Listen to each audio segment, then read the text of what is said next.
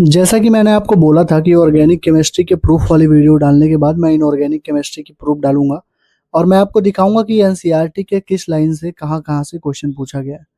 आपको पता नहीं क्यों पेपर टफ लग रहा था, हो सकता है एग्जाम का प्रेशर हो, आप पैनिक कर गए हो, लेकिन आप एक्चुअली में देखेंगे तो इनऑर्गेनिक के जो 16 के 16 क्वेश्चन है वो एनसीईआरटी से आए हुए हैं, जिसमें से 10 से 12 क्वेश्चन ऐसे हैं जो आप सीधे डायरेक्ट टिक मारने वाले थे। मतलब डायरेक्ट एनसीईआरटी से ऐसे मतलब देखो टिक मारो और निकलने वाले क्वेश्चन थे।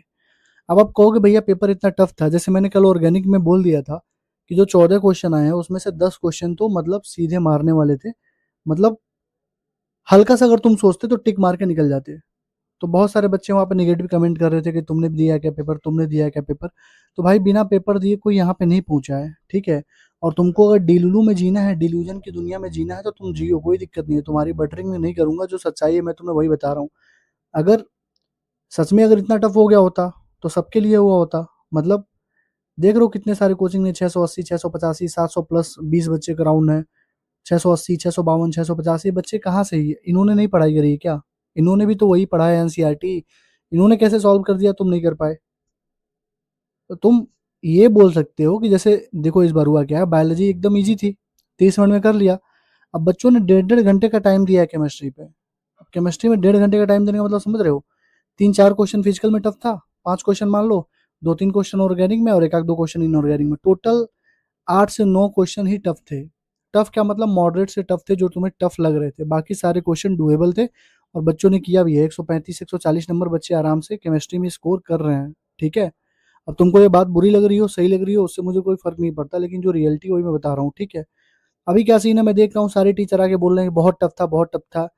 एक्चुअल में फिजिक्स लेंदी और टफ थी। केमिस्ट्री में 5-6 क्वेश्चन को छोड़ दो तो मैं नहीं मानता हूँ कि केमिस्ट्री टफ था, ठीक है। अब तुम्हें बटरिंग करवानी है तो भाई बटरिंग करवाओ। तुम्हें बटरिंग करके बोला जाएगा कि पेपर बहुत टफ था, अगले साल हम इस लेवल का पढ़ाएंगे, इस साल ये बैच ले लो, वो बैच ले लो। भाई बटरिंग करना है तो करो, कोई दिक्कत नहीं है। जो सच्चाई है वही मैं तुम्हें बता रहा हूँ। तुम खुद ही अभी इस पेपर को देखो जो मैं एनालिसिस करने जा रहा हूँ इनऑर्गेनिक की। अभी तुम्हें खुद ही दिखेगा कि मैं सही बोल रहा हूँ कि गलत बोल रहा हूँ। चलो ठीक है, देखते हैं। Hello everyone, myself Avinash Madeshiya, currently pursuing MBBS from PGI Azamgarh. आ जाओ देखते हैं। आगे बढ़ने से पहले मैं तुम्हें 2-3 चीजें बता देता हूँ। पहला कि अभी 3-4 जो दल्ले हैं ना, अभी आकर निगेटिव कमेंट करेंगे, पता है क्या बोलेंगे? अभी बोलेंगे मेंटरशिप बेच रहा है। और अभी एक आके बोलेगा कि प्रूफ कर कि पेपर लीक हुआ है। अभी देखना 3-4 दल्ले नीचे आ गए होंगे, ठीक है।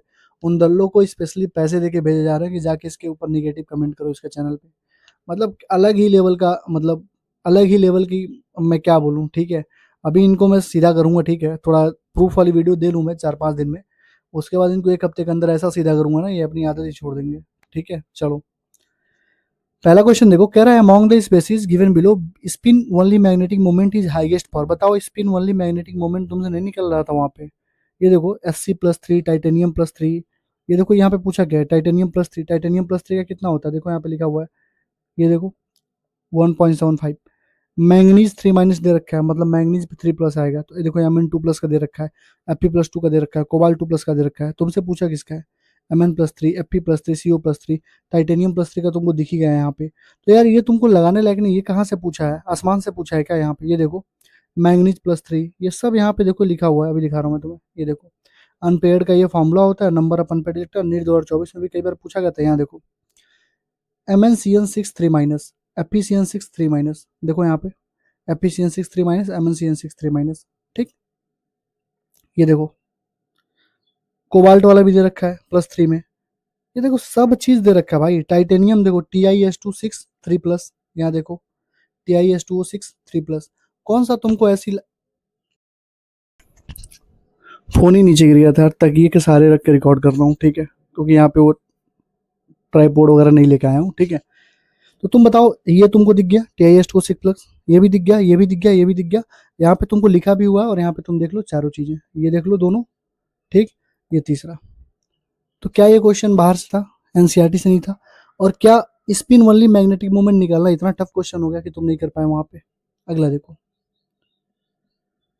कह रहा है कि टेट्रामाइन एक्वाक्लोराइड कोबाल्ट का नाम बताओ क्या होगा, फार्मूला क्या होगा। मैं चिल्ला चिल्ला के बोला हूँ 80 इंपॉर्टेंट टॉपिक वाले बैच में भी, अवतार वाला जो फ्री बैच था वहां पर भी, अवतार के पार्ट 3 में भी, हर जगह जितनी बार मैंने तुमको स्ट्रेटजी वीडियो डाली केमिस्ट्री की, उतनी बार मैंने बोला कि जब भी आईपीएससी और आइसोमेरिज्म जब भी पूछेगा तुमसे कोऑर्डिनेशन में, तो एनसीईआरटी के एग्जांपल्स के बाहर नहीं जाता है कभी। ये देखो टेट्रामाइन एक्वा क्लोराइड कोबाल्ट, ये देखो टेट्रामाइन एक्वा क्लोराइड कोबाल्ट क्लोराइड, क्या नाम होगा इसका, CONH3 पे 4 H2OCl को ट्वाइस। ये देखो क्या ये क्वेश्चन डुएबल नहीं था, और ये क्या क्वेश्चन एनसीईआरटी में दे रखा है, एग्जांपल नंबर 5.2 का क्वेश्चन नंबर 1 देखो, टेट्रामाइन एक्वा क्लोरिडो कोबाल्ट क्लोराइड, यहाँ पर भी देखो टेट्रामाइन एक्वा क्लोरिडो कोबाल्ट क्लोराइड। ठीक, अगला देखो, कह रहे थे लैंथेनाइड आयन जिसमें 4 अनपेयर्ड इलेक्ट्रॉन हो, क्या ये क्वेश्चन तुमसे डुएबल नहीं था, क्या ये क्वेश्चन तुम नहीं कर पा रहे थे वहां पे, अभी बैठ के करो, अगर तुमको 16 में से 15 क्वेश्चन तुम अभी नहीं सॉल्व कर दोगे तो मुझसे कहना, अभी बैठ के देखो, हो सकता है तुम पैनिक कर गए होगे, मैं मान रहा हूँ, लेकिन तुम अभी बैठ के देखो, अगर नहीं हुआ तुमसे तो बताओ, क्या तुम नहीं बता पा रहे हो 4 अनपेयर्ड इलेक्ट्रॉन किस में है, ये देखो होलोनियम +3, ND+3, सीरियम +3, TB+3, सबका एटॉमिक नंबर खुद ही दे रखा है, बस तुम्हें क्या करना था, एटॉमिक नंबर लिखना था और 3 घटाना था, 3 घटाना था, 3 घटाना था, 3 घटाना था। देखो जैसे यहाँ पे देखो GD दे रखा है, होल्मियम दे रखा है, सीरियम दे रखा है, इनका ये इलेक्ट्रॉनिक कॉन्फ़िगरेशन दे रखा है, जैसे होल्मियम है, इसमें से होल्मियम +3 दे रखा है ना, तो 3 निकाल देंगे, 2 यहाँ से निकालेंगे, यहाँ से कितना बचा, 4F10 बचेगा, 3 जब निकाल देंगे, देखो Ln+3, लैंथेनाइड का +3 फॉर्मेट सबका दे रखा है, सीरियम का +3 में 4F1 होगा, होल्मियम में कितना होगा, 4F10 होगा, और जब 4F10 होगी चीज़ें तो पहले 1 2 3 4 5 6 7 भरेंगे, फिर 8, फिर 9, 1 10, तो कितना इसमें अनपेयर्ड इलेक्ट्रॉन है, 4, तो आंसर क्या होगा, होल्मियम, होल्मियम +3, होल्मियम +3, होल्मियम +3। क्या ये क्वेश्चन डुएबल नहीं था, तुम खुद से एक बार पूछो, खुद के अंतरात्मा से पूछो, क्या ये क्वेश्चन डुएबल नहीं था। कह रहा है green paramagnetic species found by heating KMnO4, अरे भैया जब KMnO4 को हीट करते हैं तो K2MnO4 बनता है, MnO2 बनता है, O2 बनता है, ये देखो एनसीईआरटी की लाइन है, एनसीईआरटी लिख रही है पोटेशियम परमैंगनेट फॉर्म्स करता है डार्क पर्पल, ऑलमोस्ट ब्लैक होता है crystals which are isostructural which those of KClO4, the salt is not very soluble in water but when heated it decomposes at 513 kelvin, जब heat करते हैं तो decompose हो जाता है 513 केल्विन पे। देख लो यहाँ पे यही तुमसे पूछा कि KMnO4 को जब हीट करेंगे तो क्या बनेगा, K2MnO4 बनता है और MnO2 बनता है। ये बहुत ही स्ट्रांग बच्चा है जिसने इसको गलती करा है।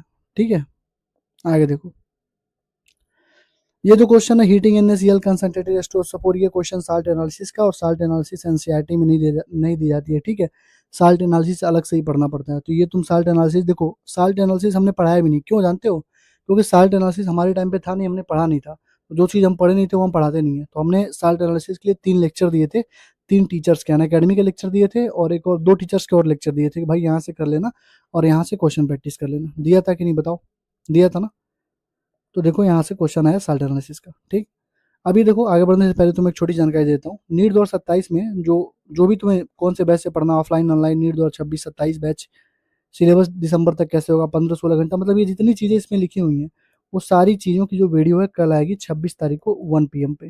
ठीक है, 2.5 घंटे की वीडियो होगी, मैं बार बार स्ट्रेटजी वीडियो नहीं डालता हूँ, एक ही वीडियो डालता हूँ 2.5 घंटे की, कॉपी पेन लेके आना, जितनी चीज़ें बताऊँगा सारे लिख लेना। ठीक है, जितनी चीज़ें बताऊँगा सारे लिख लेना, बुक्स वगैरह भी बताऊँगा, क्यों तुम्हें कौन सी बुक लगानी है इस टाइम पे, क्योंकि यार पेपर का लेवल तुमने देखा ही होगा फिजिक्स में, तो उस लेवल की हमको पढ़ाई इस बार करनी है। ठीक, वीडियो अगर अच्छी लग रही हो तो लाइक कमेंट शेयर हाइप और सब्सक्राइब कर देना यार, क्योंकि यार टाइम लगता है। ठीक है, तुम जो कह रहे हो मैं करवा रहा हूँ। ठीक है, वीडियो बनाने में, इसको खोजने में, ढूंढने में टाइम लग रहा है। ठीक है, मेरा भी पेपर है 7 दिन के बाद, लेकिन मैं बना रहा हूँ क्योंकि मेरा काम होता है, हर साल मैं दिखाता हूँ, देखो एनसीईआरटी से ही पेपर आता है, बच्चा मॉड्यूल के पीछे भागता रहता है और लास्ट में जाके फंस जाता है। तुम फिर से देख लो, यहाँ पे सारी चीज़ें मैं तुम्हें दिखा रहा हूँ, like comment share hype subscribe कर देना। ठीक है, आगे बढ़ने से पहले 5 मिनट की क्लिप चला रहा हूँ। ठीक है, हमारे मेंटरशिप प्रोग्राम के बारे में, अगर किसी को ज्वाइन करना होगा तो कर लेना, एक बार देख लो। ठीक है, वो 5 मिनट की वीडियो होगी, 5 मिनट के बाद फिर से तुम्हें आगे कंटिन्यू मैं दिखा रहा हूँ अगले वाले क्वेश्चन से। ठीक है, नेक्स्ट वीडियो फिजिकल और फिजिक्स की अगर तुम्हें चाहिए कि मतलब फिजिक्स में कहाँ से क्वेश्चन आए हैं, फिजिकल में कहाँ से क्वेश्चन आए हैं, तो यार कमेंट वाले सेक्शन में जरूर लिखा करो। ठीक है, और तुम लोग हाइप नहीं कर रहे हो, पिछले दोनों वीडियो पे तुमने बहुत ही पुअर रिस्पॉन्स दिखाया है, जबकि मुझे बहुत टाइम लगा था दोनों वीडियो को रिकॉर्ड करने में। ठीक है, चलो, रीनीट का पेपर हो चुका है और आपको भी पता है, मुझे भी पता है कि पेपर का लेवल क्या था और पेपर किस तरीके से अपना पैटर्न बार बार चेंज कर रहा है। अगर आप बाकी बच्चों से कम्पीट करना चाहते हो, अगर आप चाहते हो कि नीट 2027 में एक अच्छे कॉलेज से एक अच्छे रैंक के साथ यहाँ से निकलो, तो मेरा यकीन मानो तुम्हें अभी से पढ़ना पड़ेगा। अभी से तुमको डेली 15 से 16 घंटा पढ़ना पड़ेगा। मैक्सिमम बच्चा जो ऑनलाइन में होता है वो फेल कर जाता है, जानते हो क्यों? क्योंकि उसके पास गाइडेंस नहीं होता। 2 से 3 महीना वो मोटिवेटेड रहता है, उसके बाद उसका मोटिवेशन धीरे धीरे डाउन होता है और फिर वो भटक जाता है, फिर इस स्ट्रेटजी उस स्ट्रेटजी 6 महीने की स्ट्रेटजी 3 महीने की स्ट्रेटजी, वो देखते देखते दिसंबर जनवरी तक पहुंच जाता है और फिर वो वन शॉट के पीछे पड़ जाता है और सिलेक्शन उसका होता नहीं है। मैं तुम्हें आज अपने एक ऐसे बैच के बारे में बताने जा रहा हूँ जिससे मतलब लगभग लगभग 60 to 70% सिलेक्शन के चांस तुम्हारे बढ़ जाते हैं। 100% गारंटी मैं नहीं लेता हूँ, क्योंकि बच्चा अगर मेरी बात लास्ट तक सुनता है तभी उसका सिलेक्शन होता है। अगर तुम मेरे मेंटोरशिप में आते हो, 6 महीने 7 महीने बढ़िया से पढ़ते हो, फिर मुझे लास्ट के 3 महीने में छोड़ दोगे तो तुम्हारी सिलेक्शन नहीं होगी, तो उसकी गारंटी मेरी नहीं है। ठीक है, देखो हमारा जो मेंटरशिप बैच है वो बाकियों से कैसे अलग है और हम इसमें क्या क्या प्रोवाइड करते हैं वो मैं तुम्हें बता दे रहा हूँ। सबसे मिनिमल कॉस्ट है और सबसे मैक्सिमम बेनिफिट तुमको यहाँ पे मिलेगा। पूरे यूट्यूब पे जितने तुमको मेंटरशिप चलते होंगे तुम उनके रिव्यू देख लेना, मेरे रिव्यू देख लेना, मेरे बच्चों से बात कर लेना एक बार, कितने उनके नंबर आ रहे हैं इस बार, क्या क्या चीजें मिलती हैं। देखो मेंटरशिप 3 तरीके से चलती है। एक तो जनरल ओबीसी का अलग ग्रुप होता है, SC ST पीडब्ल्यूडी का जो होता है अलग ग्रुप होता है। मतलब जनरल और ओबीसी वाले बच्चों को हम अलग गाइड करते हैं। जय भीम बैच एक हम लोग लॉन्च करते हैं जिसमें हम लोग केवल SC ST और पीडब्ल्यूडी वाले बच्चों को लेते हैं, उनको अलग गाइड करते हैं, क्योंकि दोनों का तरीका अलग है तो दोनों के लिए अलग ग्रुप होता है। ठीक, दूसरी चीज 3 ग्रुप बनाते हैं, बिलो 200, 200 से 500 और 500 प्लस। तीनों ग्रुप इसलिए हम बनाते हैं क्योंकि बिलो 200 वाला जो बच्चा है वो 500 प्लस वाले बच्चों के साथ compete नहीं कर सकता है। उसके लिए अलग से ही हमको पढ़ानी पड़ेगी, अलग से उसको टारगेट देना पड़ेगा, अलग से उसके ऊपर फोकस करना पड़ेगा, अलग से उसको मीटिंग ले लेके समझानी पड़ेगी। ठीक, फीचर्स तुम्हें क्या क्या मिलेंगे पहले ध्यान से सुन लो। वीकली टारगेट मिलेगा, डेली टारगेट नहीं देता हूँ, एक हफ्ते में टारगेट दूंगा, लेकिन हफ्ते के लास्टवें दिन मुझे वो कंप्लीट चाहिए। वीकली जूम सेशन होगा। कॉल्स अगर तुम्हें करना है मुझे, मैं ही खुद एक्टिव रहता हूँ, बाकी लोगों की तरह नहीं कि मैं गायब हो जाता हूँ, मैं खुद ही एक्टिव रहता हूँ 9 से 11 बजे तक, 9 to 11 PM फिक्स है टाइम मेरा, बच्चों से पूछ लेना, डेली एक्टिव रहता हूँ। अगर तुम्हें कॉल पे बात करनी है तो एक दिन पहले बतानी पड़ेगी कि भैया हाँ मुझे बात करनी है। ठीक, डायरेक्ट मैसेज तुम कर सकते हो। तुम्हारे पास 3 मेंटोर्स, मेरे अलावा 3 लोग और रहेंगे जिनको तुम मैसेज करके अपनी परेशानी बता सकते हो, उनसे भी बात कर सकते हो। ये पर्सनल मेंटरशिप है, मतलब पर्सनल ही होता है। 9 से 11 2 घंटे में डेली अपना टाइम देता हूँ उसमें। जनरल ग्रुप है डिस्कशन के लिए, और ये मेंटरशिप टिल 2027 के काउंसलिंग तक चलती है, मतलब फ्री ऑफ कॉस्ट हम सारे बच्चों की काउंसलिंग भी करवाते हैं और दिसंबर एंड तक सिलेबस कंप्लीट करवा देंगे। और टेस्ट ओरिएंटेड होगा, मतलब इस बार हमने टेस्ट भी इसमें ऐड कर दिया, मतलब 17 टेस्ट पेपर होंगे जिसमें 15 क्या होंगे तुम्हारे पार्ट वाइज होंगे और 2 मॉडल टेस्ट होंगे। ठीक, सबसे बढ़िया फीचर हमारे मेंटरशिप का ये है कि तुम्हें फिजिक्स केमिस्ट्री बायो के डाउट सॉल्विंग ग्रुप मिल जाएंगे, मतलब तुम्हारे पास मेंटर्स का एक्सेस रहेगा। तुम जब भी तुम्हें कोई क्वेश्चन पूछेगा फंसेगा, मान लो बायो का क्वेश्चन फंसा तो बायो वाले डाउट ग्रुप में डाल दो, केमिस्ट्री का फंसा तो केमिस्ट्री वाले डाउट ग्रुप में डाल दो, फिजिक्स का फंसा तो फिजिक्स वाले डाउट ग्रुप में डाल दो। हमारे जो मेंटोर्स है, जो डाउट फैकल्टीज है, वो तुम्हारे सारे डाउट सॉल्व कर देंगे, तुम्हें समझा देंगे कि इसका अप्रोच क्या है, कैसे ये चीजें होती हैं। ठीक है, एक तुमको प्री रिक्विजिट क्या है, तुमको अगर हमारी मेंटरशिप लेनी है तुम्हारे पास क्या होना चाहिए, एक तुम्हारे पास बैच होना चाहिए, चाहे लास्ट ईयर का हो चाहे नीट 2025 के लिए जब तुमने प्रिपेयर करा होगा तो कोई बैच लिया होगा ना, वो बैच तुम्हारे पास होना चाहिए। कोई टेस्ट पेपर की रिक्वायरमेंट नहीं है, टेस्ट पेपर हम देंगे, मतलब तुम टेस्ट सीरीज में ही 8 से 10 हजार रुपए खर्च करते हो ना, कोई नीड नहीं है खर्च करने की, हम टेस्ट सीरीज देंगे पूरी वीडियो सोल्यूशन के साथ। ठीक है, तुम अपने बैच या फिर किसी भी कोचिंग का तुम ले सकते हो, मतलब तुम लेक्चर अगर तुम्हें लेना हो तो तुम PWLN जिसका भी लेना हो ले सकते हो। अगर तुम्हारे पास पैसे नहीं है तो टेलीग्राम पे सबके लिंक लेक्चर पड़े हुए वहां से ले सकते हो, हमसे बता देना, हम प्रोवाइड करवा देंगे। ठीक है, 6 महीने तुमको डेडिकेशन देना पड़ेगा, 15 से 16 घंटे का, कोई आउटिंग नहीं, कोई डेटिंग नहीं, कोई पार्टी नहीं, प्योर सेल्फिशनेस चाहिए, प्योर आइसोलेशन चाहिए। मतलब 6 महीने तुम समझ लो दुनिया से विरक्त हो चुके हो, तुमको 6 महीने 15 से 16 घंटा पढ़ना पड़ेगा और अच्छे से मेहनत करनी पड़ेगी। ठीक, 2024 में 23 बच्चे सिलेक्ट हुए थे, 2025 में 42 बच्चे हुए थे, 2026 में 60+ स्टूडेंट सिलेक्ट हो रहे हैं मेंटरशिप और हमारे बैचेस से। मैं तुम्हें इसका सारा प्रूफ 4 से 5 दिन के अंदर दिखा दूंगा। ठीक है, फीस के बारे में अगर बात करें तो बाकी सारे लोगों का 8 हजार, 10 हजार, 12 हजार, 20 हजार, 22 हजार, 25 हजार तक फीस है। अगर तुम केवल कहीं डाउट वाले, जैसे डाउट का सेक्शन है, फिलो है, ट्यूटर है, डाउटनट है, अगर तुम वहां पर केवल डाउट पूछने जाते हो तो 800 से 1200 रुपए महीने तुमसे चार्ज किए जाते हैं। ठीक, हमारे मेंटरशिप का जो मैं एक्सपेंस खर्च करता हूँ 12 से 14 हजार पर महीने में मेंटोर्स की फीस, डाउट सॉल्वर्स की फीस पे करता हूँ। ठीक है, तो मैंने क्या पूरा अगर तुम देख लोगे तो मैंने जो फीस रखी है 4 हजार, एक टाइम में 4 हजार रखी है, मतलब पूरे साल की जो फीस होगी केवल 4 हजार होगी। 4 हजार में तुम्हें ये सारी फैसिलिटी मिल जाएगी, डाउट सॉल्विंग की, कॉल्स की, DMs की, जनरल ग्रुप डिस्कशन ग्रुप रहेगा जहाँ पे तुम बाकी बच्चों से भी बात कर सकते हो। सिलेक्टेड जो बच्चे हैं उनसे भी टाइम टाइम पे हम लोग मीटिंग दिलवाते रहेंगे इस बार। ठीक है, और अगर तुम 2 बार में पेमेंट करना चाहते हो तो 2600 और प्लस 2000, एक बार 2600 पे कर दो और 60 दिन के अंदर 2000 तुम और पे कर दो तो तुम्हारी फीस पूरी मानी जाएगी। ये देखो लास्ट ईयर का रिव्यू, अभी इस साल 2026 का रिव्यू मैंने डाला था, ये मैंने 15 तारीख को डाला था। ठीक है, 15 जून को। तुम देखो मैंने पूछा था कि क्या तुम मेंटरशिप से सेटिस्फाई हो, कोई भी एक ऐसा बच्चा तुमको नहीं दिखेगा जो बोले कि नहीं। देख रहे हो सारे बच्चे सेटिस्फाइड हैं टोटल। जानते हो क्यों? क्योंकि अपना टाइम दिया हूँ, मेहनत दिया हूँ, बहुत मेहनत किया था इन बच्चों के ऊपर। अभी इनका तुम्हें रिजल्ट दिखाऊंगा मैं, ठीक। और तो मैंने पूछा था कोई और सजेशन दे दो ताकि मैं और अच्छा कर सकूं। तो बच्चों ने बोला था कि भैया एक बार थोड़ा सा आप टेस्ट का इसमें ऐड कर देखना, यहाँ पे सारे मटेरियल्स को यहाँ पे कर दीजिए। तो हमने अपना ऐप लॉन्च कर दिया, सारा चीज वहाँ पे तुम्हें मिल जाएगा, ठीक है। और यहाँ पर ऑफलाइन बच्चों के लिए उन्होंने बोला कि ऑफलाइन बच्चों के लिए अलग से मेंटरशिप दीजिए। तो ऑफलाइन बच्चे जो ऑफलाइन कोचिंग कर रहे हैं और जो पार्शियल ड्रॉप ले रहे हैं बच्चे, उनके लिए भी अलग से हम मेंटरशिप की व्यवस्था कर रहे हैं, ठीक है। दूसरी चीज, टेस्ट सीरीज के लिए बहुत सारे मतलब बच्चों ने बोला कि भैया टेस्ट सीरीज इस बार ऐड कर दीजिएगा। तो टेस्ट सीरीज भी हमने इसमें ऐड कर दिया है। तो टेस्ट सीरीज भी तुमको अलग से पैसे देके कहीं पे लेने की नीड नहीं है। जो स्टार्टिंग डेट है इस मेंटरशिप की 29 जून से, 29 जून से जो है प्रॉपर तुम्हें टारगेट मिलना स्टार्ट हो जाएंगे। और ये जो मेरा नंबर है 7307528981, इस पे तुम व्हाट्सअप करके अपना एनरोलमेंट करवा सकते हो, ठीक है। इन सारों बच्चों का मैं तुम्हें एक्सेस दे दूंगा, जिससे भी तुम्हें रिव्यू लेना होगा ले लेना। पेड रिव्यूज नहीं है, जो मैंने किया है पूरे साल मैं उसी के बारे में बात कर रहा हूँ, ठीक है। तुम लेके देख सकते हो। और मेरा यकीन मानो, अगर तुमने 6 महीने जिस तरीके से मैंने बोला वैसे कर लिया, 15 से 16 घंटा डेली पढ़ लिया, मेरा यकीन मानो तुम्हारा सिलेक्शन कोई रोक ही नहीं सकता है, ठीक है। Thank you, all the best. मैंने सारी चीजें बता दी हैं। अगर किसी को ज्वाइन करना हो, खास करके SC ST PWD वाले बच्चे ध्यान से सुन लो। 3 3 4 4 4 साल से तुम तैयारी कर रहे हो, क्यों कर रहे हो भाई? तुम्हारा सिलेक्शन तो पहले हो जाना चाहिए था। तुम्हारे पास कैटेगरी है, रिजर्वेशन है, क्यों नहीं हुआ? क्योंकि तुम भटक रहे हो। अगर तुम चाहते हो, अभी तुमको मैं इस साल प्रूफ दिखाऊंगा मेंटरशिप वाले जय भीम मेंटरशिप से, कितने सारे बच्चों के 530 520 510 नंबर है। कितने सारे ST कैटेगरी के बच्चे जिनके 490 480 नंबर है, टॉप कॉलेज में पहुंचेंगे, टॉप कॉलेज में, ठीक है। Thank you, all the best. पढ़ाई करते रहो, आगे की वीडियो देखो। चलो, आई होप कि तुमने ये वीडियो देख ली होगी। चलो, अगला क्वेश्चन कह रहा है इलेक्ट्रॉन गेन एंथैल्पी का ऑर्डर बताओ। भैया इलेक्ट्रॉन गेन एंथैल्पी का पूरा हर ग्रुप का, ग्रुप 1, ग्रुप 16, ग्रुप 17, ग्रुप पूरा दे रखा है। देखो फ्लोरीन, क्लोरीन, ब्रोमीन, आयोडीन, और ये पूरा देख लो। यहाँ से मिला नहीं पा रहे थे तुमको इलेक्ट्रॉन गेन एंथैल्पी नहीं निकालने आ रही थी अभी तक। मतलब तुम खुद बताओ, क्या तुम्हें electron gain enthalpy, electronegativity, ionisation energy, halogen वाले फैमिली का नहीं याद है? तुमको कहाँ टाइम लगा यार? तुम क्यों इतना परेशान हुए? ये क्वेश्चन देखो, ये क्वेश्चन तुम बोल सकते हो कि हाँ भैया इसमें मेरा टाइम लग सकता है, ये क्वेश्चन मैं मान सकता हूँ। क्यों? क्योंकि दे रखा है Fe ऑक्जेलेट का थ्राइस 3 ऑक्जेलेट कैसा कैसा लिगेंड है? बाइडेंटेट है। ऑक्जेलेट कैसा है? बाइडेंटेट लिगेंड है। और बाइडेंटेट लिगेंड में जब भी तुम MAA थ्राइस वाला चीज पढ़ते हुए पढ़े हो ना, Ma2B2 MaC2B2 पढ़े हो ना, तो MAA जब भी ट्वाइस होता है तो क्या होता है? ये हमारा क्या होता है? चाइरल होता है। और देखो यहाँ पे लिखा भी है, देखो यहाँ पे CrCl2, ये देखो ऑक्जेलेट भी हमारे पास वही है, ठीक। ऑक्जेलेट का ट्वाइस 3 कैसा है? कायरल है। देखो ऑप्टिकली एक्टिव कायरल है, दे रखा है। बस यहाँ पे Fe दे रखा है, यहाँ पे Cr दे रखा है। ये भी कायरल, ये भी कायरल।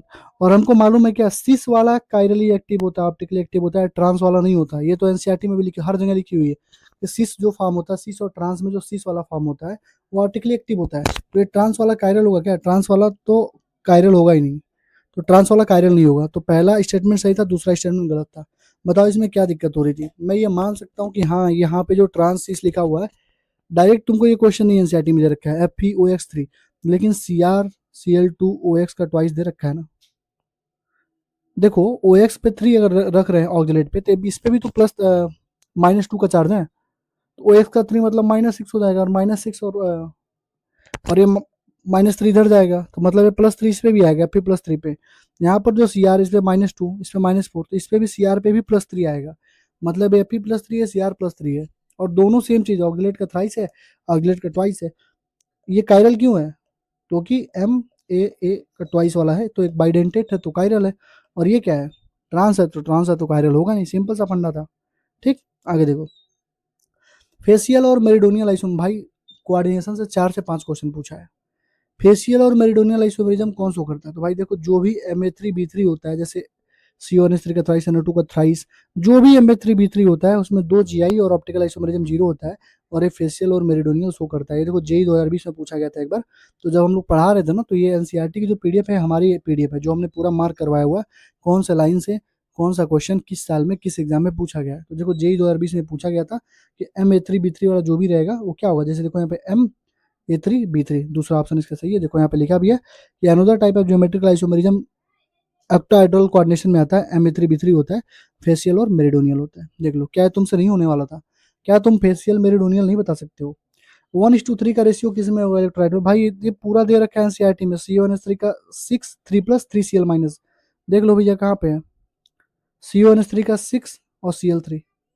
भाई 1:3 का इलेक्ट्रोलाइट, 1:2 का, 1:1 का, 1:1 का सारा रेशियो एनसीईआरटी पढ़ा रखी है। क्या ये तुमसे नहीं हो रहा था? तुम इसको टफ बोलोगे यार, तुम टफ बोलोगे, रोगे, रो रो के बोलोगे कि भैया टफ है, टफ है। तुम दिमाग तुम्हारा खराब है, तुमने एग्जाम नहीं दिया, हमने दिया। अरे भाई ये तुमको लग रहा नहीं दी, मैं नहीं इसको सॉल्व कर पाता। गजब आदमी। और पोटास, पोटास में देख लो सारे क्वेश्चन मतलब लाइन से 5-6 क्वेश्चन जो है कोऑर्डिनेशन से दे रखा है। के प्लस और SO4 2- का रेशियो चाहिए, तो KAl SO4 का ट्वाइस दैट 12:2 होता है पोटासियम का। पोटेशियम इसमें 1 है, SO4 का ट्वाइस कितना है, SO4 2- कितना है, 2 है। तो देख लो यार, ठीक। एनसीईआरटी की लाइन है। क्रिस्टल फील्ड थियरी देख रहे हो, लगातार 4 क्वेश्चन तुमको मिल चुका है, मतलब टोटल मुझे लग रहा है 5-6 क्वेश्चन तो कोऑर्डिनेशन से ही दिया है। क्रिस्टल फील्ड थियरी में ये क्या होगा भाई, लाइगेंड का स्ट्रेंथ पूछा है, लाइगेंड का स्ट्रेंथ देख लो यार, मिला लो पूरा यहाँ से, ठीक। करेक्ट स्टेटमेंट पूछ रहा है, कह रहा है aluminium has 5 valence electron, boron has maximum covalency of 4। बिल्कुल सही बात है, देखो boron has maximum covalency of boron is 4, देखो एनसीईआरटी में दे रखा है। और मैक्सिमम कोवेलेंसी ऑफ एल्युमिनियम, और वैसे कोई भी एलिमेंट जिनका मतलब जिनमें डी ऑर्बिटल होता है, बैक एंड डी ऑर्बिटल, उनका बियॉन्ड 4 जाता है, 4 से ऊपर जाता है, 4 6 सब निकल जाता है, ठीक है।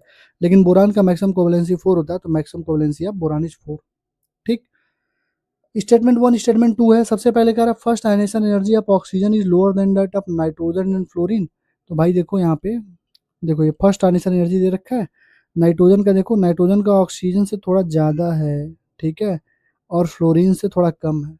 पहला मिल गया तुमको, ठीक। दूसरा देखो, loss of an electron from oxygen leads to half filled p orbital.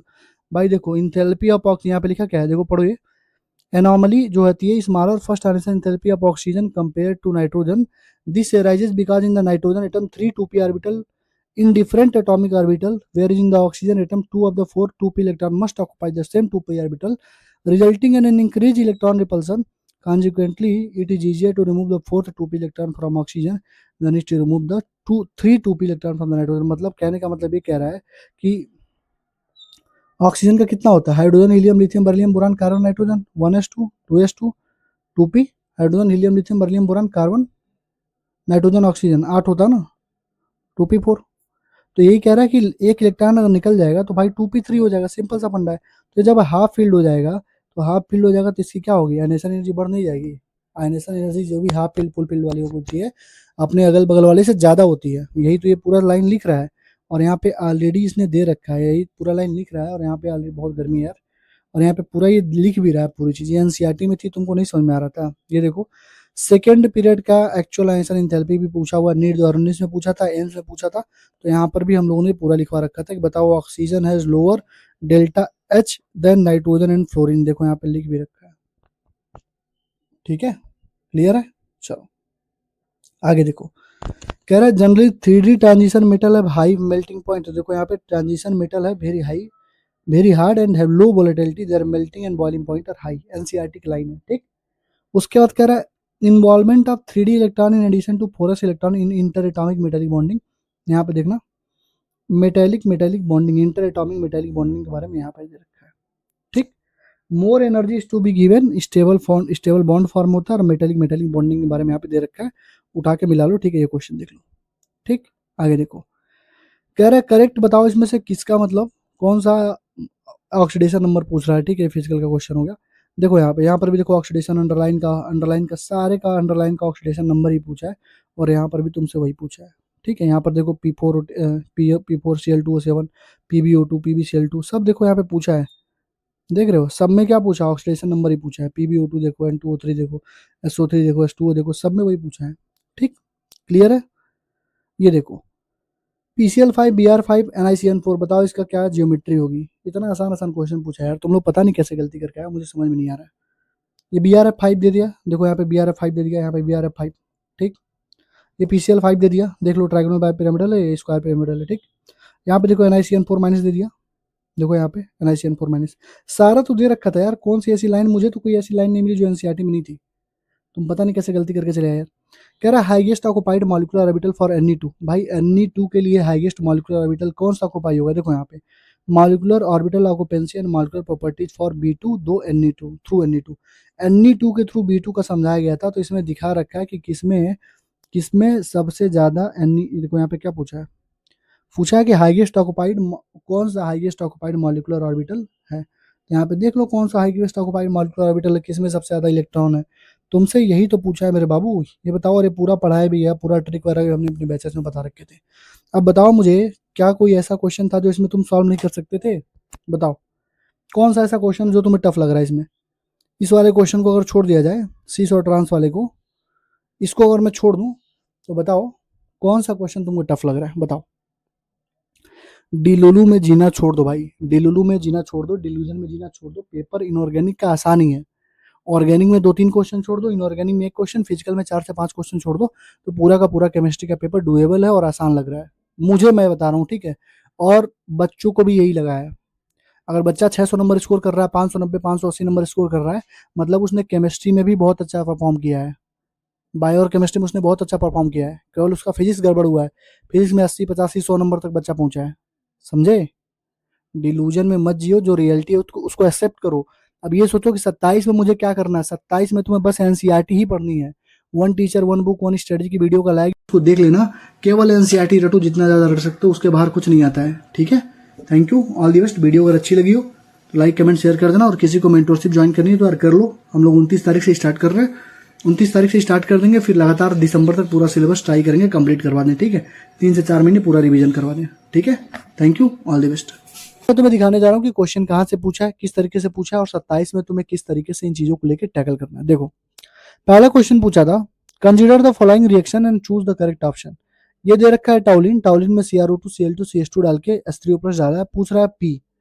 तुम देखो ये, जब तुम टाउलिन में CrO2 Cl2 CH2 डालोगे तो क्रोमियम कॉम्प्लेक्स बनता है, उसके बाद बेंजल डिहाइड बन जाता है, और H3O+ डालने पे यही पूछा था। तुम देखो बेंजल डिहाइड बन गया। अब देखो ये जो तुमको नीट 2024 1396 JEE 2025 लिखा पड़ा है, ये हमारे अवतार सीरीज की एनसीईआरटी के नोट्स हैं, जिसमें हमने हर एक लाइन को मार्क कर दिया था कि किस लाइन से कौन सा क्वेश्चन कहाँ पूछा गया है।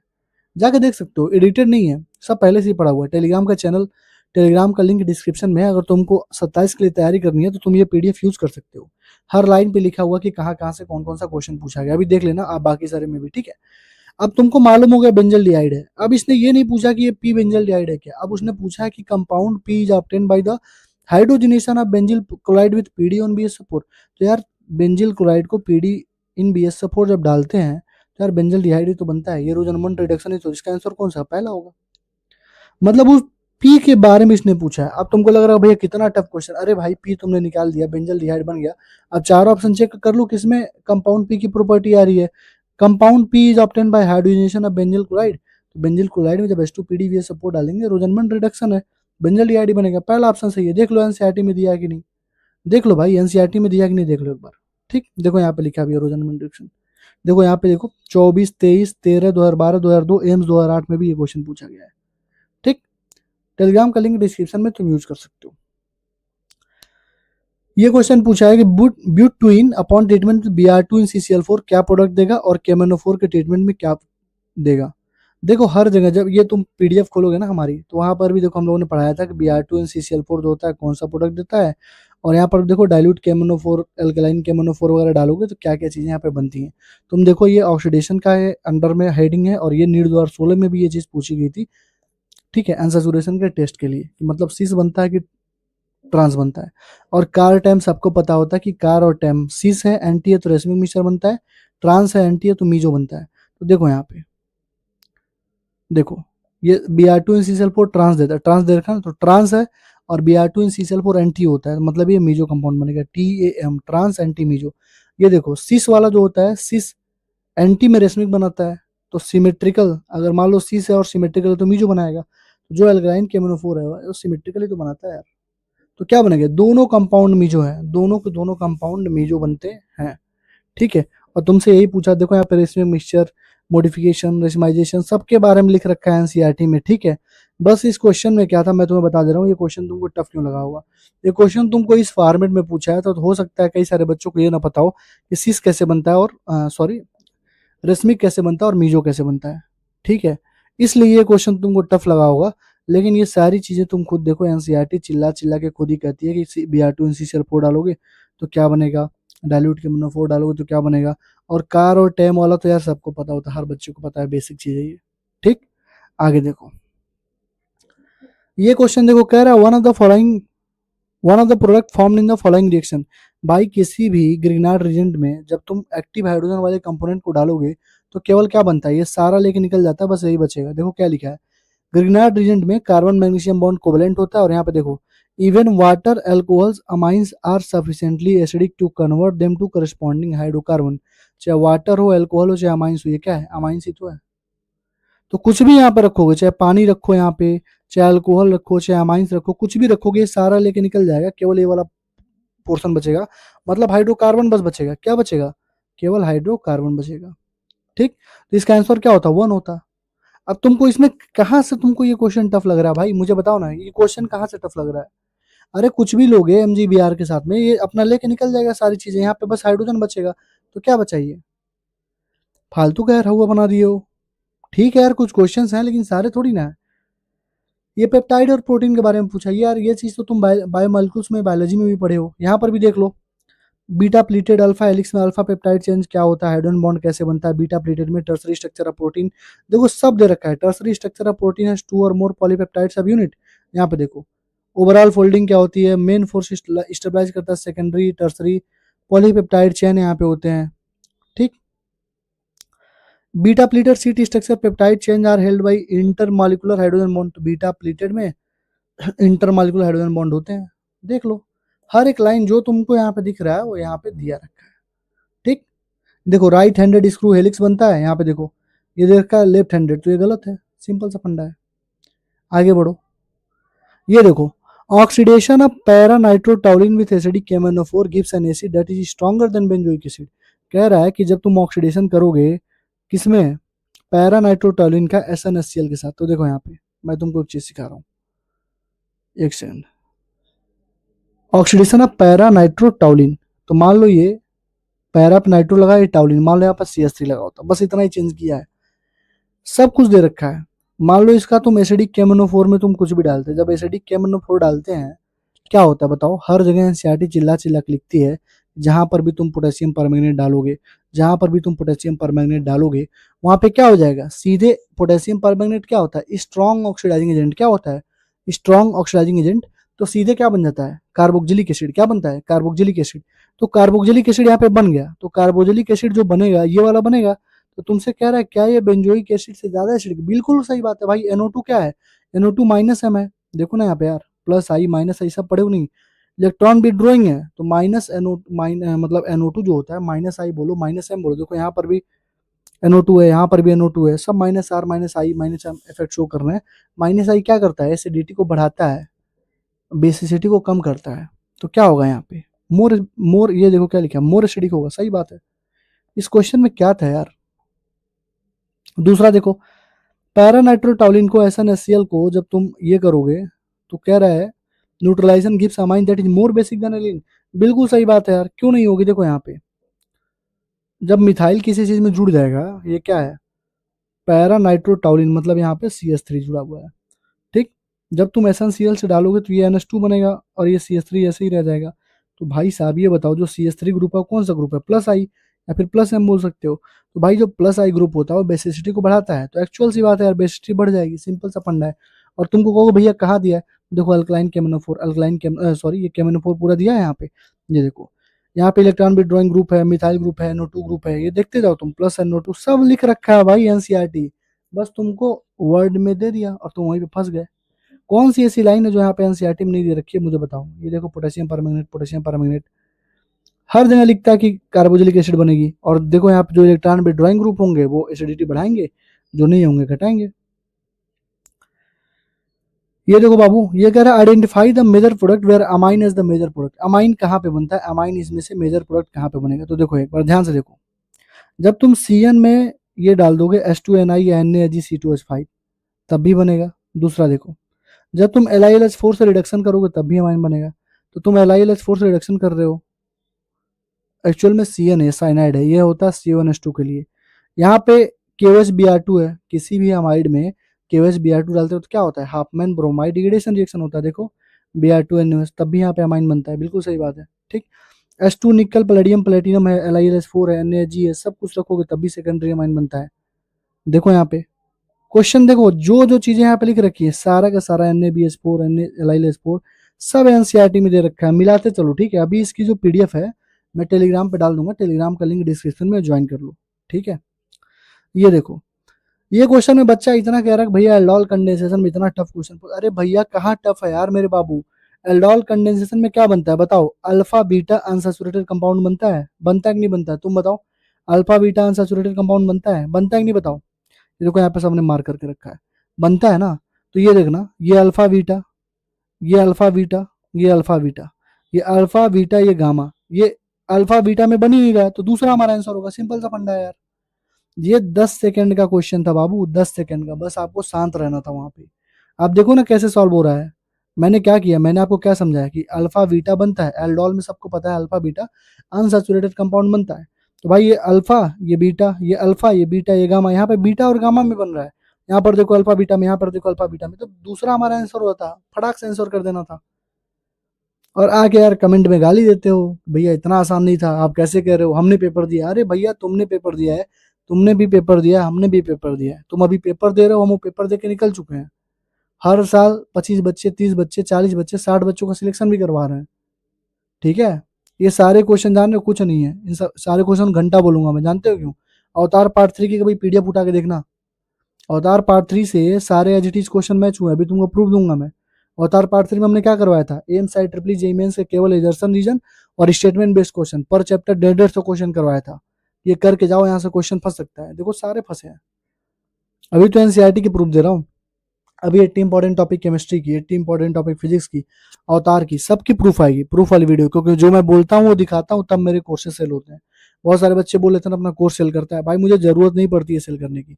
1500-1600 बच्चे फिजिक्स का कोर्स हर साल लेते हैं, केमिस्ट्री का कोर्स 1200-1300 बच्चे हर साल लेते हैं, अवतार पार्ट 3 का कोर्स 1200-1300 बच्चे हर साल लेते हैं, ठीक है। मुझे नीड नहीं है यहाँ के बार बार प्रमोशन कर, बता देता हूँ भाई, बच्चों को लेना है ले, नहीं लेना मत लो।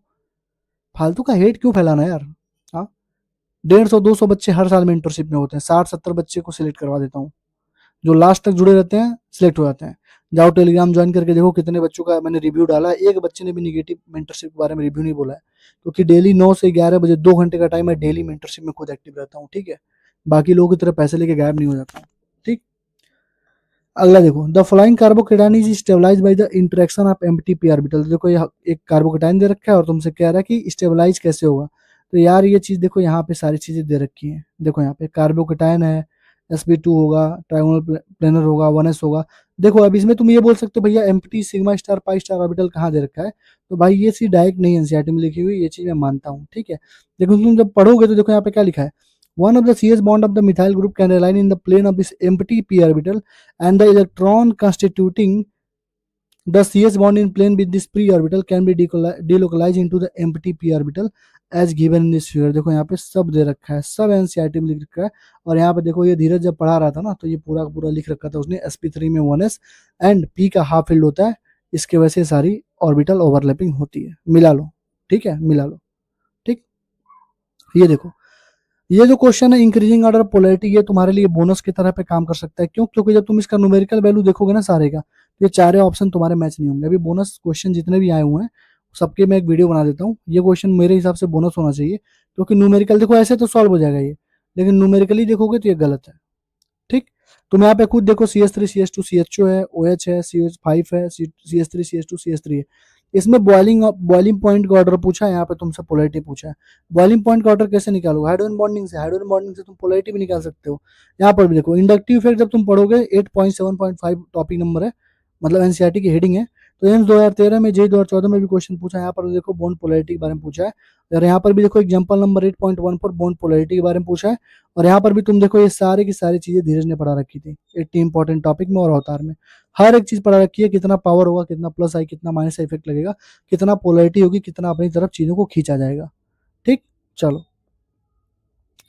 ये देखो, कंजुगेटेड डबल बॉन्ड, भैया कंजुगेटेड क्या होता है, एक डबल एक सिंगल, एक डबल एक सिंगल, एक डबल, यही तो होता है कंजुगेटेड। अब ये तुमको होगा भैया ये कहाँ दे रखा है सेट, अरे अरे बेसिक सी चीज है भाई, कंजुगेटेड बॉन्ड के बारे में नहीं पता तुमको, सिंगल डबल, ये तो कंजुगेटेड होता है। ये जो तुम बेंजीन पढ़ रहे हो, बेंजीन पढ़ रहे थे, क्या था, double single double single double single, ये भी तो कंजुगेटेड है। ये क्या चीज थी, ये double single double single double single, ये भी तो कंजुगेटेड है। ये चीज क्या है आखिर, बोलो। सब कॉन्जुगेशन के बारे में ही पूछा है, ठीक है, सब के सब कॉन्जुगेशन के बारे में ही पूछा है। आपको बहुत ज्यादा परेशान होने की नीड नहीं थी। आप यहाँ देखो, अमाइनो एसिड जो रेड ब्लड देगा, तो देखो रेड ब्लड तो एपीएससीएन देगा, ठीक है। The thiocyanate decompose to ill cyanide and sulphide, ये देखो देगा तो, लेकिन तुमसे ये पूछा ही नहीं है। तुमसे पूछा है कि जो ये प्रोडक्ट बन रहा है वो कौन सा अमाइनो एसिड है, कौन से ग्रुप का है। तो भाई जिस भी कंपाउंड में सल्फर होता है वो मिथ्योनिन होता है, सिंपल सा फंडा होता है। हो सकता है मैं मान रहा हूँ कि ये क्वेश्चन तुमसे ना बनाओ क्योंकि तुमको पता ना हो कि सल्फर में मिथ्योनिन होता है, लेकिन एक्चुअली मेरे भाई जो लोग तरुण सर से पढ़े हैं बायोलॉजी, बायोमोलिकुल्स वगैरह, जो लोग तरुण सर से पढ़े उन्होंने पढ़ा रखा होगा, क्योंकि मेरे टाइम पे तो पढ़ाया था उन्होंने। हम लोग एमबीबीएस में भी पढ़ते हैं पूरा अमाइनो एसिड, जो फर्स्ट ईयर में बायोमोलिकुल्स का हमारा चैप्टर होता है, पूरा जो सब्जेक्ट होता है उसमें अमाइन से बहुत ज्यादा फोकस किया, मिथ्योनिन पे, क्या क्या बीमारियां होती हैं। सल्फर कंटेनिंग अमाइनो एसिड कौन है, मिथ्योनिन है। तो सल्फर देखो यहाँ पे कंटेन कर रहा है तो मिथ्योनिन है, सिंपल सा फंडा था, ठीक। अगला देखो, consider the following reaction sequence and choose the correct option. अब देखो यहाँ पे PH C triple bond C methyl है, कह रहा है सोडियम इन लिक्विड अमोनिया डाल दो। तो भाई देखो जब भी तुम सोडियम, यार आवाज बहुत ज्यादा, तो यहाँ पे देखो क्या पूछा है तुमसे, पूछा है पीएच है, सी ट्रिपल वन सी है, मिथाइल है, उसमें हम लोगों ने Na लिक्विड NH3 डाल दी। तो भाई जब भी तुम सोडियम में लिक्विड अमोनिया डालते हो तो ट्रांस अल्किन बनता है, सिंपल सा फंडा। तो देखो यहाँ पे मान लो ट्रांस अल्किन बन गया, ठीक। अब कह रहे हैं उसमें बेंजिल परऑक्साइड के प्रेजेंस में HBr डालोगे तो एंटी मार्कोनिक आप बनेगा।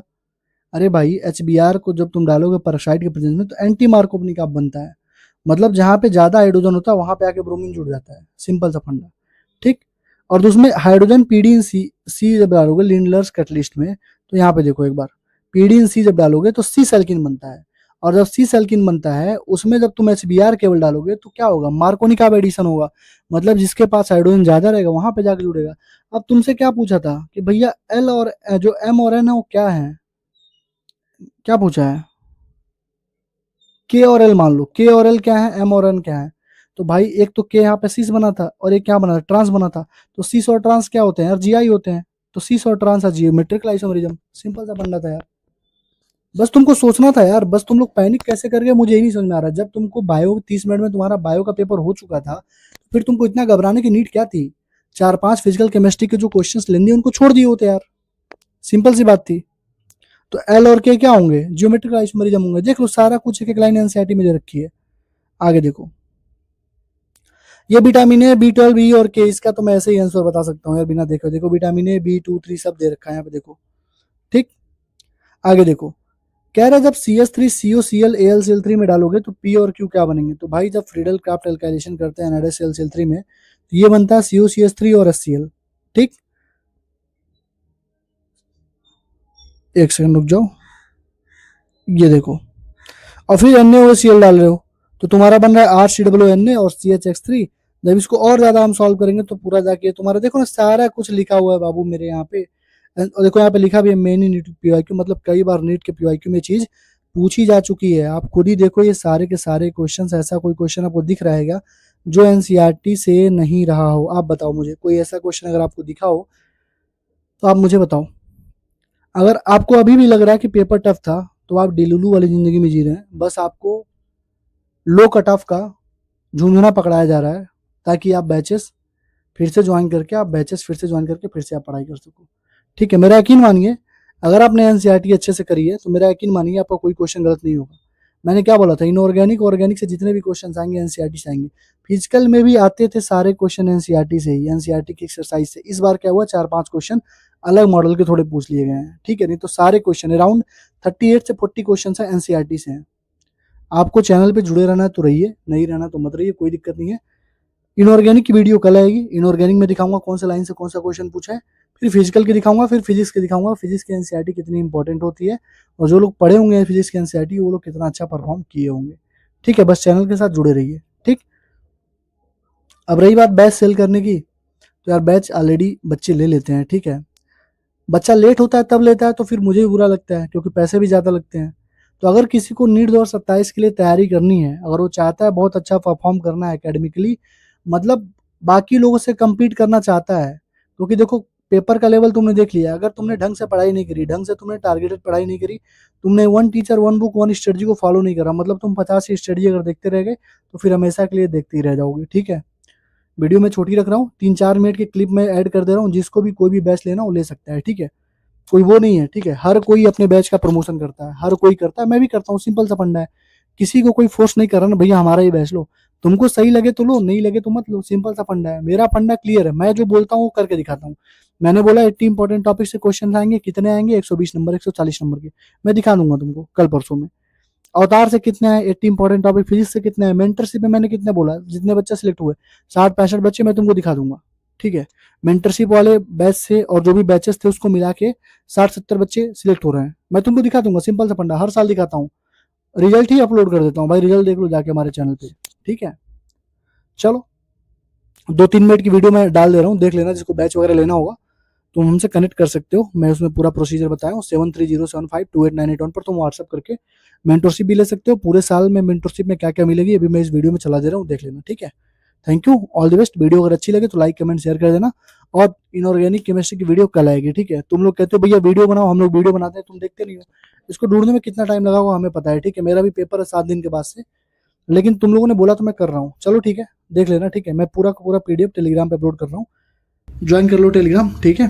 वीडियो अगर अच्छी लगे तो लाइक कमेंट शेयर हाइप जरूर करना, ठीक है। Thank you, all the best. पहला क्वेश्चन देखो, कह रहा है 2 मोल ऑफ आइडियल गैस है, अंडरग्रो फ्री एक्सपेंशन 10 लीटर से 100 लीटर में जा रहा है, तो सिस्टम और सराउंडिंग की डेल्टा एस पूछ रहा है। भाई 10 लीटर से 100 लीटर में जा रहा है, एक ही फार्मूला एंट्रोपी का, डेल्टा सिस्टम का, NR L N B two by B one या 2.303 NR log base 10 B two by B one. ये फॉर्मूला किस बच्चे को नहीं पता था? मैंने हमेशा तुमको बोला, मतलब तुम मेरे 21 जून के पहले के 7 दिन के तुम मैसेज उठा के टेलीग्राम पे व्हाट्सएप पे मेंटरशिप वाले बच्चों से तुम पूछो, मैंने सारे बच्चों से ही बोला कि बाबू पेपर कितना भी टफ आएगा उस डाटा से ही सॉल्व होगा। आप बस पैनिक मत करना, डाटा लिखना, जब आप डाटा लिखेंगे तो क्वेश्चन सॉल्व हो जाएगा। लेकिन तुम लोगों ने फिर वही गलती करी, फिर वही सारी चीजें की, तुमने डाटा लिखा ही नहीं। अगर किसी बच्चे ने इसका डाटा लिख लिया होता कि V1 दे रखा है 10 लीटर, V2 दे रखा है 100 लीटर, हमसे डेल्टा एस पूछ रहा है, डेल्टा एस का फॉर्मूला होता है 2.303 NR log base 10 V2 by V1। तो इसको सॉल्व करने में क्या परेशानी थी तुम्हें? कोई परेशानी नहीं थी। और पूछा था सराउंडिंग का क्या होगा, तो यार डेल्टा एस टोटल जो होता है सिस्टम प्लस सराउंडिंग के बराबर होता है, तुम उसको सॉल्व करके यहाँ से पुट करके निकाल लो, काम खत्म था तुम्हारा। लेकिन डाटा जब नहीं लिखोगे तो क्वेश्चन सॉल्व नहीं होगा। जो 8-8 लाइन 10-10 लाइन के क्वेश्चन आए हैं 8-8 लाइन के फिजिक्स में, उसको छोड़ना था और सॉल्व भी करना था, तो पहले डाटा लिखना था। फिजिकल केमिस्ट्री में मैंने बोला था ना 3 से 4 क्वेश्चन थोड़े टफ थे, लेंदी कैलकुलेशन था, उनमें से एक क्वेश्चन तुम इसको भी मान सकते हो, ठीक है। दूसरा क्वेश्चन देखो, ये कह रहा है आरएनएस का प्लॉट गिवन है एल एन के वर्सेज 1/t, तुमसे पूछ रहा है कि बताओ टेम्परेचर जब रेट कांस्टेंट ई स्क्वायर के बराबर हो जाए, ई स्क्वायर पर मिनट। तो भाई एल एन के वर्सेज 1/t का पूरा ग्राफ यहाँ पे बना के दे रखा है एनसीईआरटी में। ये देखो एक्टिवेशन एनर्जी तुमसे पूछा है, और यहाँ पे पूछा है किस टेम्परेचर पे हाफ पीरियड 256 मिनट हो जाए। यहाँ पे तुमसे पूछा है किस टेम्परेचर पे रेट कांस्टेंट ई स्क्वायर हो जाए। यहाँ पे पूछा है किस टेम्परेचर पे हाफ पीरियड 256 मिनट हो जाए। यहाँ पे देखो किस टेम्परेचर पे जो के है 1.5 इंटू 10 हो जाए, समझ रहे हो? मतलब यहाँ पे दे रखा है किस टेम्परेचर पर रेट कांस्टेंट ई स्क्वायर हो जाए, यहाँ पर पूछ रहा है किस टेम्परेचर पे के जो है 1.5 इंटू 10 हो जाए। दोनों एग्जैक्ट सेम क्वेश्चन है, बस यहाँ पे ई स्क्वायर हो जाए और यहाँ पे क्या हो जाए, के की वैल्यू 1.5 इंटू 10 हो जाए। एनसीईआरटी का 3.28। अभी जब नीट का एग्जाम हुआ था ना, अभी नीट का एग्जाम हुआ था तो ये वाला क्वेश्चन पूछा था, ये वाला। अभी जब नीट 2026 का क्वेश्चन हुआ एग्जाम हुआ था, तो जाओ उसकी मैंने पूरी प्रूफ वाली वीडियो डाल रखी है। एग्जैक्ट ये वाला क्वेश्चन पूछा था बिना डाटा चेंज किए।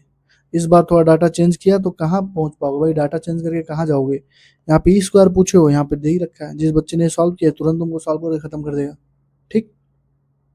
अगला देखो, सिग्निफिकेंट फिगर राउंड ऑफ करना था। ये 1.20 मतलब मोल कॉन्सेप्ट का क्वेश्चन नंबर 20 और क्वेश्चन नंबर 31 देखो। सिग्निफिकेंट फिगर काउंट करना है 3 नंबर तक, 3 फिगर तक राउंड ऑफ करना है, इसमें सिग्निफिकेंट फिगर बताना है। ये भी क्वेश्चन वही है।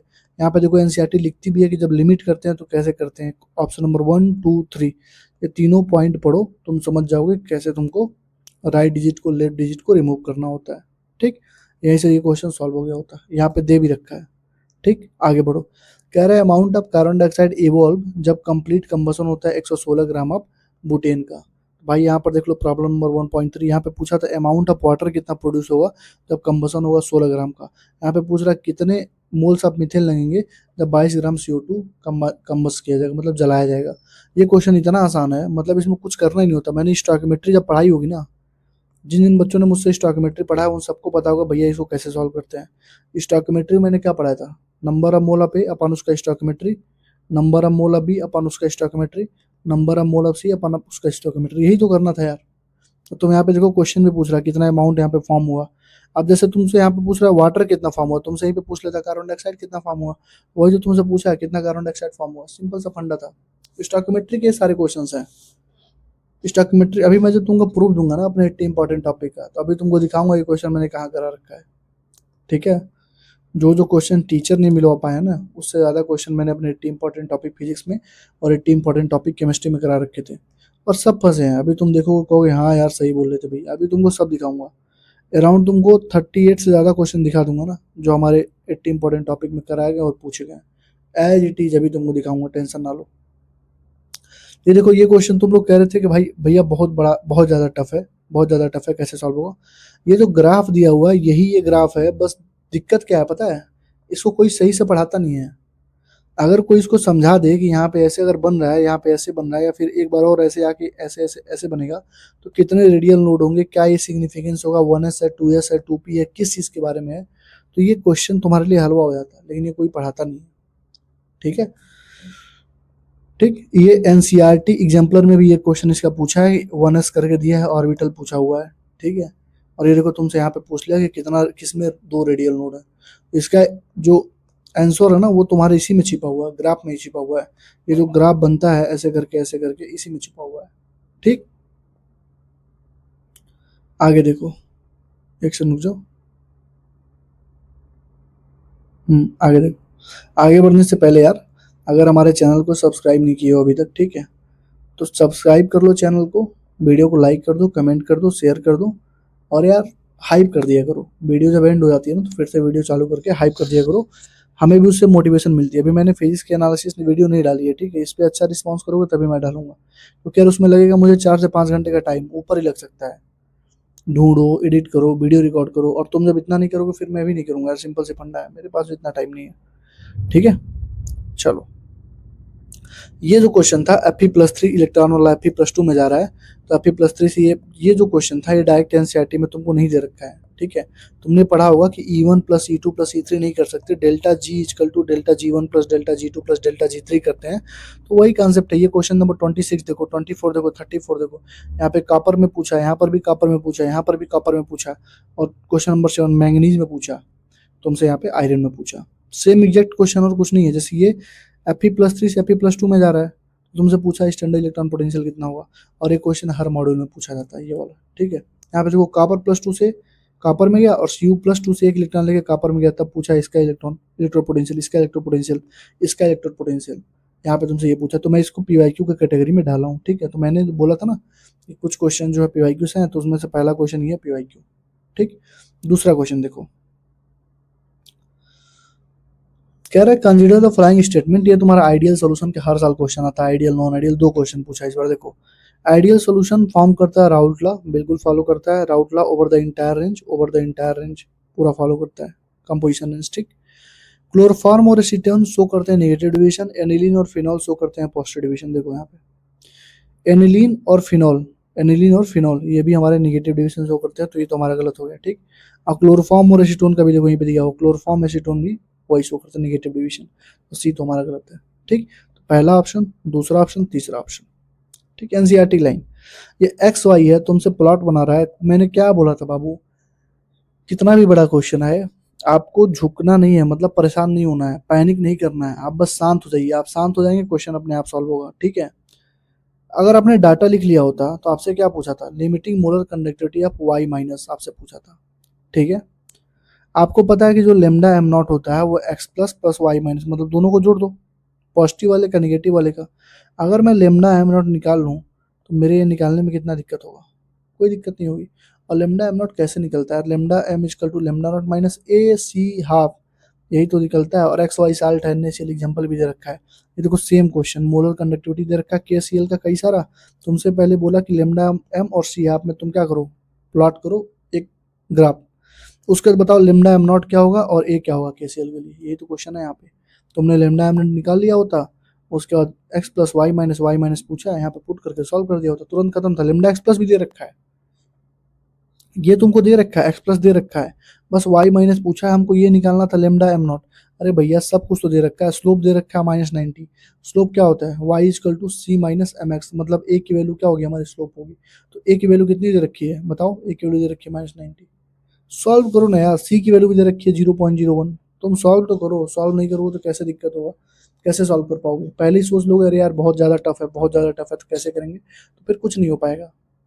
जब बैठ के सॉल्व करोगे, सोचोगे, समझोगे, पहले डाटा लिखो। मैंने हमेशा बोला क्या कि डाटा लिखो, ठीक है, डाटा लिखो।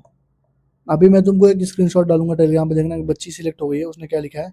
मैंने वो लिख रही है कि भैया आपने इतनी बार बोल दिया था कि पैनिक मत होना, पैनिक मत होना, कि एग्जाम सेंटर में पैनिक ही नहीं हुई, बहुत अच्छा परफॉर्म किया। अभी मैं तुमको दिखाऊंगा, एक लड़के ने भी मैसेज किया है, ठीक है। ये क्वेश्चन देख लो, ये क्वेश्चन देखो, लेमडा एम नॉट निकालना होता है, कैसे निकालते हैं, जोड़ के निकालते हैं, ठीक। ये क्वेश्चन देखो, लेमडा, ये पूरा डाटा दे रखा था, लेमडा एम कैलकुलेट करो और लेमडा एम और सी आपके बीच में एक ग्राफ बनाओ, सिंपल सा फंडा था। आगे बढ़ने से पहले, ठीक है, देखो, नीट 2027 के लिए अगर तैयारी कर रहे हो तो यार स्टार्टिंग से लग जाओ, अब लेट मत करो। लेट करोगे तो बाकी सारे बच्चों से पीछे चले जाओ। अगर तुम ये सोच रहे हो भैया रिजल्ट के बाद हम तैयारी करेंगे, भाई 10-15 दिन में अगर मान लो पूरे प्रोसेस होता है रिजल्ट का, ओएमआर कॉपी आ रही है, तो उसमें तुम 10-15 दिन लेट हो चुके रहोगे, तो वो तुम्हारे लिए नुकसान साबित होगा यार, ठीक है। 10-15 दिन पहले से जो बच्चा पढ़ रहा है वो तुमसे हमेशा आगे रहेगा, ठीक है। तो अभी से पढ़ो, किसी के गाइडेंस में पढ़ो, लेकिन अभी से पढ़ो, ठीक है। अगर हमारे गाइडेंस में पढ़ना चाहते हो तो 5 मिनट की मैं वीडियो एक डाल रहा हूँ, उसको देख लो, उसके बाद आगे मैं बढ़ता हूँ, ठीक है। पढ़ना चाहते हो तो पढ़ लेना, एक बार देख लेना, 5 मिनट की वीडियो है, देख लो, उसका स्टार्ट करो, ठीक। आई होप कि तुमने वीडियो देख ली होगी। ये देखो, एसिडिक मीडियम में टाइट्रेशन का क्वेश्चन है। टाइट्रेशन का जो क्वेश्चन है, टाइट्रेशन के बारे में रेडॉक्स में एनसीईआरटी पढ़ाती है, लेकिन कोई भी क्वेश्चन उसने टाइट्रेशन के बारे में एनसीईआरटी नहीं दे रखी है। क्या होता है, N1 B1 इक्वल टू, मतलब इक्विवेलेंट को बराबर करना होता है। N1 जो इनिशियल इक्विवेलेंट था उसको फाइनल इक्विवेलेंट के बराबर करना होता है। तो ये जो क्वेश्चन था, ये पीवाईक्यू का क्वेश्चन देखो, यहाँ पर भी लिखा number of mole of MnO4 minus required to oxidise 1 mole of ferrous oxalate completely in the acidic medium. ये सेम क्वेश्चन है, जो फॉर्मूला यहाँ पे लगता है वही फॉर्मूला यहाँ पर लगता है, सेम सिंपल सा फंडा है। लेकिन ये एनसीईआरटी इसको डालती नहीं है, मतलब एनसीईआरटी ने इस पे क्वेश्चन नहीं करा रखे हैं, ठीक है। लेकिन 80 इंपॉर्टेंट टॉपिक में इस तरीके के 4-5 क्वेश्चन मैंने कराए थे। जो बच्चा 80 इंपॉर्टेंट टॉपिक से पढ़ रहा हो, देख रहा हो, तो कमेंट में बता देना मैंने कराए थे नहीं कराए थे, ठीक है। और ये क्वेश्चन भी नीट पीवाईक्यू का है, इसलिए मैंने इसको नीट पीवाईक्यू की कैटेगरी में रखा है, ठीक। ये देखो, 2A से B में जा रहा है, जीरो वाटर रिएक्शन है। If the initial concentration of A is 2 molar, then time taken to complete 75% of the reaction.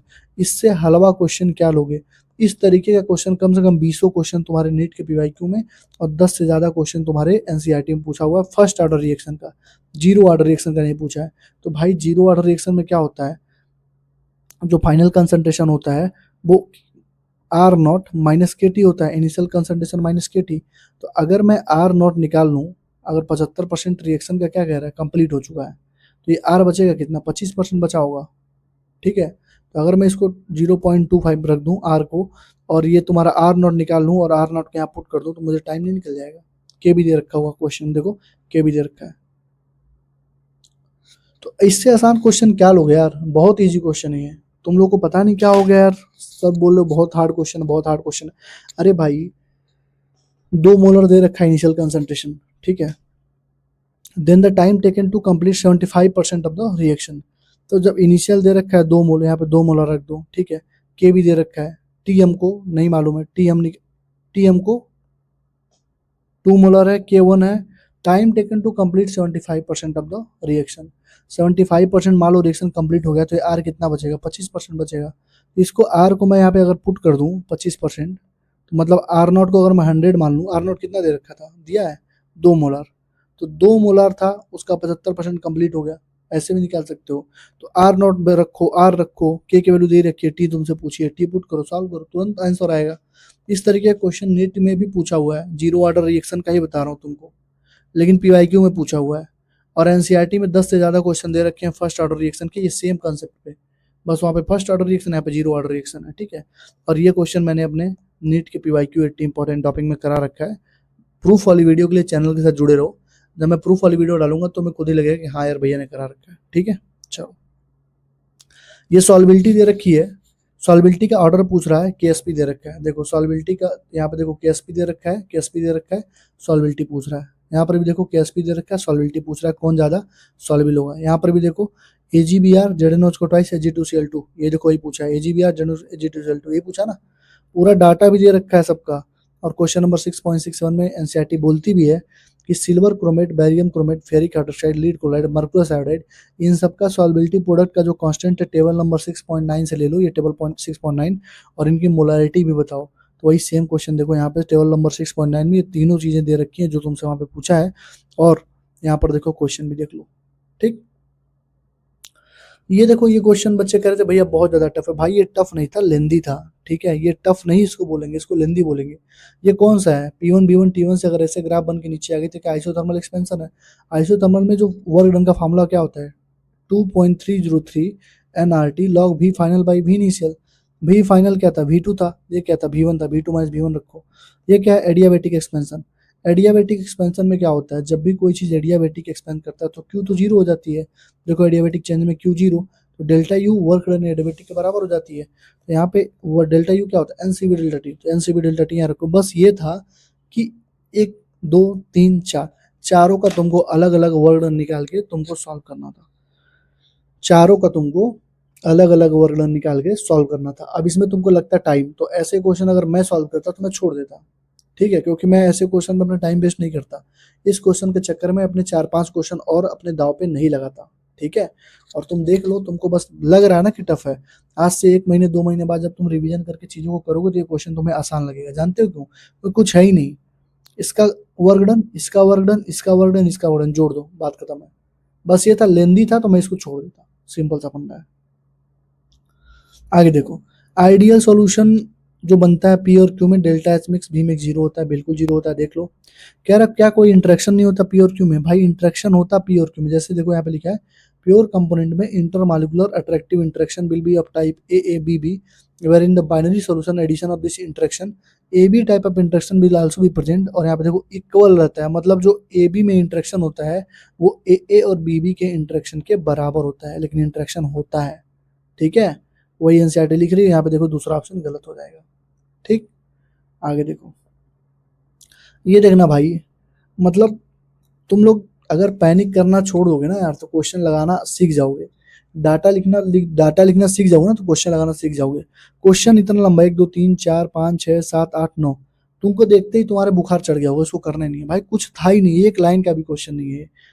कह रहा है एन से डी में जा रहा है, 60 डिग्री सेल्सियस है, कंसंट्रेशन एन और डी का इक्विलिब्रियम पे इक्वल है, स्टैंडर्ड इंथैल्पी चेंज जो है 6 किलो जूल है, स्टैंडर्ड इंट्रोपी चेंज जो है बताना हमको 60 डिग्री सेल्सियस पे, और ये इक्विलिब्रियम पे है।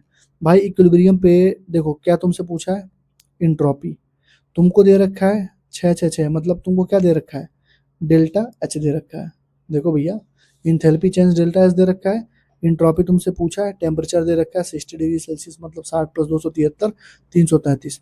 भाई इक्विलिब्रियम पे क्या होता है, डेल्टा जी नॉट जीरो नहीं होता, ये नहीं पढ़े हो क्या तुम, इक्विलिब्रियम पे delta G naught zero, delta H minus T delta H, delta H equal to T delta H, delta H equal to delta H by T, आ गया 2 इसका आंसर। अब बताओ ये क्वेश्चन नहीं करके आओगे तो मैं तुमको क्या बोलूँ। ठीक है, यहाँ पे देखो इसके एनसीईआरटी में देखो, यहाँ पे डेल्टा जी पूछा है, यहाँ पर डेल्टा जी पूछा है, यहाँ पर देखो इसमें स्पॉन्टेनियस डेल्टा एच भी पूछा है, डेल्टा एच भी पूछा है, और यही सेम क्वेश्चन जो तुम्हारा है अभी नीट में पूछा था। अभी जो नीट 2026 से पेपर हुआ था ना उसमें ये क्वेश्चन उठा के पूछा था, और यहीं से उठा के उसने मॉडिफाई कर दिया क्वेश्चन को। ठीक है, तुम खुद ही देख लो बाबू, एट वाट टेम्परेचर रिएक्शन जो है डेल्टा एच डेल्टा एस के बराबर हो जाएगा। यहाँ पे तुमसे टेम्परेचर ना पूछ के डेल्टा एस पूछा है, और इस तरीके का question delta G minus delta H, delta G equal to delta H minus T delta S, मुझे नहीं लगता किसी बच्चे ने नहीं किया होगा। कम से कम 7-8 बार तो पीवाईक्यू में ही दे रखा है। ठीक है, 7-8 बार पीवाईक्यू में दे रखा है, और तुम यहाँ पे देख लो सारी चीजें कितनी बार डेल्टा एस ये सारी चीजें कितनी बार पूछा गया है। ठीक है, अभी इसकी पीडीएफ मैं अपलोड कर दूंगा, तुम्हारा रिस्पांस अच्छा रहेगा तब। ठीक है, तुम लोग जब पीडीएफ अपलोड कर देता हूँ ना तो पीडीएफ देख के भी गायब हो जाते हो। अब क्यों इतना पैनिक कर रहे हो भाई, अभी तो टाइम है ना यार, अभी तो अच्छे से स्टार्ट करो यार, अब क्यों परेशान हो रहे हो, अब तो पढ़ लो अच्छे से, अब क्यों परेशान होना है। अब जो होना तो हो चुका है, अब लेकिन जो तुम्हारे लिए काम कर रहा है अब तो उसको सपोर्ट करो थोड़ा सा। ठीक है, इसके बाद फिजिक्स वाली में दिखा दूंगा तुम्हें, तुम देख लो ना, कोई क्वेश्चन तुमको लग रहा हो टफ हो तो बताओ। ये जो ग्राफ वाला क्वेश्चन था बस उसको छोड़ दो, क्योंकि वो लेंदी था, उसको हटा दो। लेकिन बाकी सारे क्वेश्चन को तुम देखो ना यार, तुमको बस शांत रहना था, पैनिक नहीं करना था। मैं बोल रहा था बार बार डाटा लिखना है, कोई भी बड़ा से बड़ा क्वेश्चन होगा उसका डाटा लिखना, क्वेश्चन सॉल्व हो जाएगा। लेकिन पता नहीं तुम लोगों का क्या सीन था यार। चलो फिर से बोल रहा हूँ, वीडियो अगर अच्छी लगी हो लाइक कमेंट शेयर करके हाइप कर देना, ठीक है। Thank you, all the best.